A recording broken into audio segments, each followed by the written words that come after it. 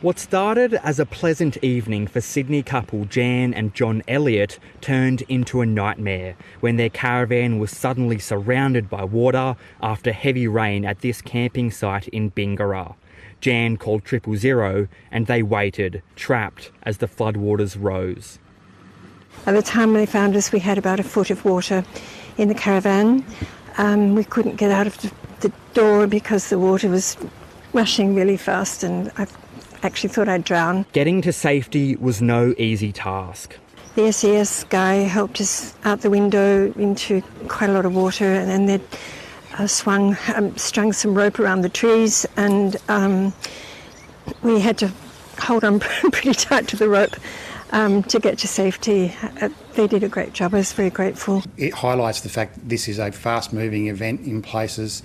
The risk is not just from the long, slow rainfall, but it's actually these sharp, short thunderstorms. The warning had gone out that conditions could become treacherous. We are expecting widespread rain across the state.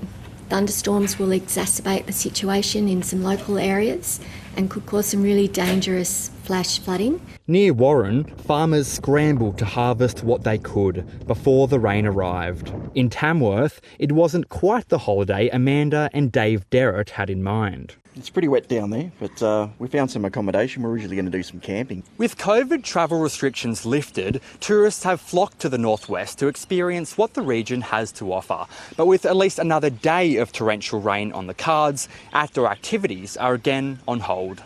Little to do but wait the weather out. Jake Lapham, ABC News, Bingara. And Ruby Cornish is in Tamworth. Ruby, the rainfall has been mixed across the north. What's happening there tonight? G'day Jeremy. Well, here at Tamworth and for others in the Namoy River Basin, there was a lot of bracing for a deluge today that really didn't arrive. We had less rain than usual. The Peel River here is not even expected to hit its minor flood level, and resources that had been directed here in anticipation of a deluge have now been redirected to places where they're needed more. So the areas of concern at the moment are in the northwest of the state. We just saw Jake's story there. There were rescues at Narrabri and Bingara today, and further east at Inverell there is a lot of sandbagging happening now in anticipation of the night and day ahead. What the Bureau is telling us to expect is some thundery showers along the northwest slopes and plains and the northern tablelands.